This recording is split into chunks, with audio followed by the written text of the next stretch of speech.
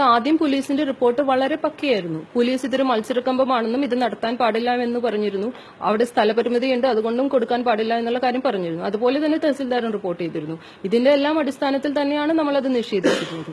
പക്ഷേ 2 ദിവസത്തിന് ശേഷം ഇതേ പോലീസ് തന്നെ കൊടുക്കാമെന്ന് പറഞ്ഞ് റിപ്പോർട്ട് തരുന്നു ഞങ്ങൾക്ക്. CIയുടെയും ACPയുടെയും CPയുടെയും റിപ്പോർട്ട് ഞങ്ങൾക്ക് 6-ാം തീയതി പോലീസിന്റെ ആദ്യത്തെ റിപ്പോർട്ട് കിട്ടുന്നു.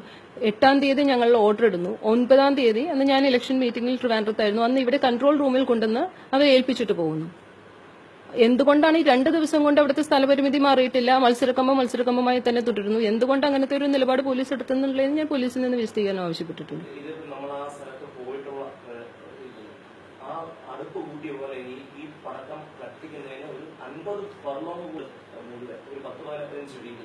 അപ്പം ഇവര് പരാതിപ്പെടുന്നു, ഞങ്ങൾക്ക് വിളിച്ചിരിക്കണം. ഞാൻ ആ വീടുകളിലെല്ലാം കയറി, മുഴുവൻ തകർന്നു കിടക്കുക. ഈ വീടിന്റെ അകഭാഗം, കതക്, ജനല്, അടുക്കളയിലെ ഭാഗങ്ങൾ മുഴുവൻ തകർന്നു കിടക്കുക. ഒരു പറ്റിക്ക് പറഞ്ഞ ഹ്യൂമൻ റൈറ്റ്സ് വൈലേഷനാണ്. ഒരു മനുഷ്യന് ജീവിക്കാനുള്ള അവകാശത്തെ ചോദ്യം ചെയ്യുന്ന ഒരു അവസ്ഥയാണ് നമ്മളെ ഭരണം ചെയ്യാറ്. ഭരണകൂടം ഇല്ലാതാക്കുന്നു എന്ന് ഇതിൽ പറയാൻ കഴിയും. ഇവരുടെ എല്ലാം ഷമി പറഞ്ഞ പോലെ തന്നെ ഒരു പരാതിയും ഞങ്ങൾക്ക് കിട്ടിയിരുന്നു. ഒരു സ്ത്രീ അവരുടെ വീടിന്റെ കാര്യം പറഞ്ഞ് പരാതിയും തന്നു. അതിന് ഉടനെ തന്നെ അതിൽ തഹസിൽദാരെ എല്ലാം വിട്ട് നമ്മൾ അന്വേഷണം നടത്തി. അതിന്റെ റിപ്പോർട്ട് നമ്മുടെ കയ്യിലുണ്ട്. നമ്മൾ ഇതിൽ സ്വീകരിക്കേണ്ട നടപടി എന്തായിരുന്നു? ഇത് നിഷേധിക്കുക എന്നുള്ളത്. ആ കാര്യം ജില്ലാ ഭരണകൂടം ചെയ്തു. അതിൽ വ്യക്തമായ ഡയറക്ഷൻ പോലീസിന് കൊടുത്തു, അതും കൊടുത്തു. പോലീസ് അവിടെ അതിന് എന്ത് നടപടിയാണ് ഞാൻ കഴിഞ്ഞ ദിവസം കേട്ടു. അതായത് പോലീസിനെ തെറ്റിദ്ധരിപ്പിച്ചതാണ് എന്ന് അദ്ദേഹം പറയുന്നത്, CP പറയുന്നത് കേട്ടു. അതെങ്ങനെയാണ്? വളരെ ബാലിഷ്യമായ ഒരു മറുപടിയിൽ റിട്ടേൺ ഓർഡർ നിലനിൽക്കുമ്പോൾ ആർക്കും വന്ന് തെറ്റിദ്ധരിപ്പിക്കാവുന്ന ഒരു വിഭാഗമായിട്ട് ഒരിക്കലും പോലീസ് ഡിപ്പാർട്ട്മെന്റ് മാറാൻ പാടില്ലല്ലോ. ഭരണകൂടത്തിന്റെ ഭാഗത്തു നിന്ന് ഇതിലപ്പുറം എന്താണ് വേണ്ടത്? ഒന്നാമത് 9-ാം തീയതി ഇലക്ഷന്റെ തിരക്ക് നിങ്ങൾക്കറിയാമല്ലോ. പിന്നെ ഇവിടെ നിങ്ങൾ അറിയാം, ഇവിടെ നിരവധി ടെമ്പിൾസ് ഉണ്ട്. അവിടെ എല്ലാം വെടിക്കെട്ടിനുള്ള പെർമിഷൻ ചോദിക്കാറുണ്ട്. ഏതെല്ലാം കേസുകൾ കൊടുക്കാമോ ആ കേസുകൾ നമ്മൾ കൊടുത്തിട്ടുണ്ട്. കുറച്ച് നാൾ മുമ്പ് ഇവിടെ മറ്റൊരു ടെമ്പിളിൽ വേറൊരു ഇൻസിഡൻസ് ഉണ്ടായിരുന്നു. അതിലും അഡീഷണൽ ഡിസ്ട്രിക്ട് മജിസ്ട്രേറ്റ് ആദ്യം പെർമിഷൻ കൊടുത്തതിന് ശേഷം സാമ്പിൾ വെടിക്കെട്ടിൽ അവിടെ ചെറുതായിട്ടൊന്ന് വയലിന് തീ പിടിച്ചു. ഒരു അപായം ഉണ്ടായിരുന്നില്ല. കുറച്ച് തീ പിടിച്ച് ഫയർഫോഴ്സ് വന്നത് അണച്ചു. എനിക്ക് ആ പരാതി ഉച്ചയ്ക്ക് കിട്ടി. ഉടനെ തന്നെ ഞാൻ റിപ്പോർട്ട് കോൾ ഫോർ ചെയ്തു. അതിനുശേഷം അത് ADMമായി ഡിസ്കസ് ചെയ്തിരുന്നു. അതിനുശേഷം ADM തന്നെ അത് റദ്ദ് ചെയ്തു. അതിനെ തുടർന്നും ഇതുപോലെ തന്നെ അത് റദ്ദ് ചെയ്തത് ശരിയല്ല എന്നെല്ലാം പറഞ്ഞുകൊണ്ട് പലരും വന്നു. ഇതേ കാര്യം തന്നെ ഒരു പക്ഷേ ഇവിടെ ഞാൻ നിരസിച്ചത് നടന്നില്ല എങ്കിൽ, അതായത് മറ്റു രീതിയിൽ ഇതിനെ വ്യാഖ്യാനിക്കപ്പെട്ടേനെ. വളരെ വർഷങ്ങളായി നടന്നുകൊണ്ടിരുന്ന ഒരു കാര്യം ഇവിടെ ഞാൻ നടത്തിയില്ല എന്നുള്ളതിനെ കുറിച്ചിട്ട് പ്രശ്നം വന്നേനെ. ഇത് ഏത് രീതിയിൽ ഒരു ഇഷ്യൂ ഉണ്ടാകുമ്പോൾ അതിനനുസൃതമായിട്ട് മാത്രം സംസാരിക്കുന്നതിൽ അർത്ഥമില്ല. യഥാർത്ഥത്തിൽ നിയമപരമായ ഒരു നടപടി എടുക്കുന്നതിൽ പോലും ഞങ്ങൾ വിമർശിക്കപ്പെടാറില്ലേ? നിങ്ങൾക്ക് തന്നെ അറിയാവുന്ന കാര്യമായിരിക്കുമല്ലോ. അന്ന് ആ ഒരു സംഭവം ഉണ്ട്. അപ്പോൾ എന്തുകൊണ്ട് ഞാൻ ആ നടപടി എടുത്തു എന്ന് വെച്ചാൽ ഞങ്ങൾ ADMന്റെ ഓർഡറിൽ വളരെ ക്ലിയർ ആയിട്ട് പറയുന്നുണ്ട്, സാമ്പിൾ വെടിക്കെട്ട് നടത്തുന്ന സമയത്ത് കാറ്റുള്ള സമയത്ത് പാടില്ല. അവർ കാറ്റുള്ള സമയത്ത് ക്ഷേത്രം നടത്തിക്കൊണ്ട് അവിടെ വയലിന് തീ പിടിച്ചു. ചെറുതായിട്ടാണ്, ആർക്കും അപായമൊന്നുമില്ല. പക്ഷെ വയലിന് തീ പിടിക്കുമ്പോൾ ഞങ്ങളുടെ ഒരു കണ്ടീഷന്റെ വയലേഷൻ എന്നറിഞ്ഞ് മണിക്കൂറുകൾക്കകം ഞങ്ങളത് ക്യാൻസൽ ചെയ്തു. ഇതല്ലേ ജില്ലാ ഭരണകൂടം ചെയ്യേണ്ടത്?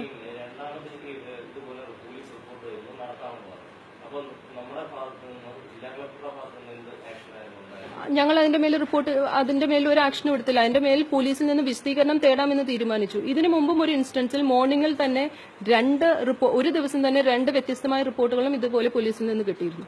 കാരണം 6-ാം തീയതി പറയുന്നു അത് മത്സരക്കമ്പമാണ്, അവിടെ സ്ഥലപരിമിതിയുണ്ട്, സ്ഥലപരിമിതി ഉള്ളത് കൊണ്ട് അവിടെ നടത്തിയാൽ അവിടെ പല പ്രശ്നങ്ങളും ഉണ്ടാകാം എന്ന് പറയുന്നു. 9-ാം തീയതി എങ്ങനെ 2 ദിവസം കൊണ്ട് സാഹചര്യങ്ങൾ മാറ്റം വരുന്നില്ല? അവർ ലൊക്കേഷൻ മാറ്റിയിട്ടില്ല. സെയിം ലൊക്കേഷനിൽ വെച്ചിട്ട് ഇതേ ഭാരവാഹികൾ ഇതേ നോട്ടീസും വെച്ച് കമ്പം നടത്തുമ്പോൾ എങ്ങനെയാണ് പോലീസിന് 2 വ്യത്യസ്തമായ റിപ്പോർട്ടുകൾ നൽകാനാവുക? ഈ 2ാമത് കിട്ടിയ റിപ്പോർട്ടിന് അങ്ങനെയാണെങ്കിൽ ഞങ്ങൾ വെറും മെഷീൻസ് ആയിട്ട് മാത്രം പോകുമല്ലോ. ഞങ്ങളുടെ റീസൺ ഉപയോഗിക്കുന്നുണ്ടല്ലോ. ആദ്യത്തെ റിപ്പോർട്ട് പോലീസിന്റെയും തഹസിൽദാരുടെയും മറ്റുള്ളവരുടെയും കിട്ടിയതിൽ നിന്നും സ്ഥലവാസികളുടെ പരാതിയുടെയും പുറത്ത് ഞങ്ങൾക്ക് ബോധ്യപ്പെട്ടത് കൊണ്ടാണ്, പ്രധാനമായിട്ടും ADMന്റെയും ബോധ്യപ്പെട്ടത് കൊണ്ടാണ് അവിടെ ആ ഒരു തീരുമാനം എടുത്തത്. അതിനുശേഷം പിറ്റേ ദിവസം പോലീസ് മാറ്റിയാൽ അത് മാറ്റാൻ നോക്കിക്കഴിഞ്ഞു കഴിഞ്ഞാൽ ഞങ്ങൾക്ക് പ്രത്യേകിച്ച് റോളൊന്നുമില്ല, വെറും മെഷീൻസ് ആയിട്ട് മാറില്ലേ. ആ 2ാമത്തെ റിപ്പോർട്ടിനെ ഞങ്ങൾ മുഖവിലേക്ക് എടുത്തില്ല എന്ന് മാത്രമല്ല പോലീസിൽ നിന്ന് വിശദീകരണം ആവശ്യപ്പെട്ടിട്ടുണ്ട്. എന്തുകൊണ്ടാണ് 2 ദിവസം കൊണ്ട് 2 ഘടകവിരുദ്ധമായ റിപ്പോർട്ടുകൾ നൽകിയതിനെ കുറിച്ച്. യഥാർത്ഥത്തിൽ ഈ ഇൻസിഡന്റ് നടന്നതിന് ശേഷം ഞാൻ സ്പോട്ടിലേക്ക് എത്തി. ഏറ്റവും ആദ്യം ആളുകളെ ഇവാക്യുവേറ്റ് ചെയ്യുന്ന പ്രോസസ്സായിരുന്നു. അതിനുശേഷം ഞാനും പോലീസുമായിരുന്ന സമയത്ത് ഞാൻ അന്വേഷിച്ചിരുന്നു എന്താണ് ഇങ്ങനെ നടക്കാൻ സാഹചര്യം. ഇവിടെ നിന്ന് വളരെ വ്യക്തമായ ഓർഡർ നിലനിൽക്കുമ്പോൾ എന്തുകൊണ്ട് ഇങ്ങനെ ഒരു സംഭവം ഉണ്ടായെന്ന് ചോദിച്ചപ്പോൾ പറഞ്ഞ മറുപടി എന്ന് പറയുന്നത് മത്സരക്കമ്പമായിട്ട് നടത്താൻ പറ്റില്ല, അല്ലാതെ നടത്തിക്കൊള്ളാൻ പറഞ്ഞു എന്നൊരു സംഭാഷണം ഉണ്ടായി. അതിന്റെ പേരിൽ ഞാൻ വിശദീകരണവും ചോദിച്ചിട്ടുണ്ട്.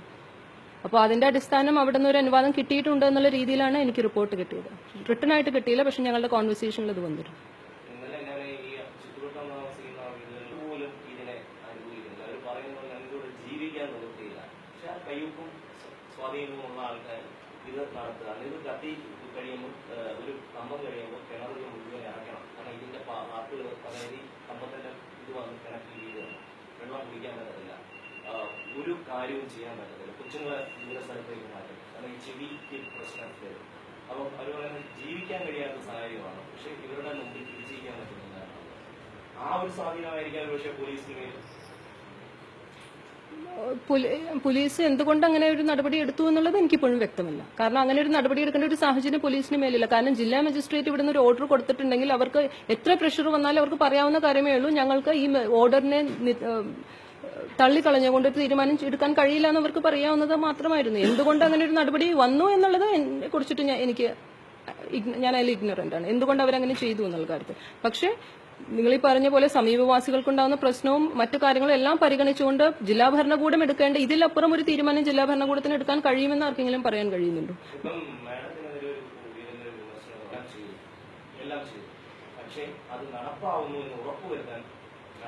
ഷമി, അതാണ് ഞാൻ പറഞ്ഞത്.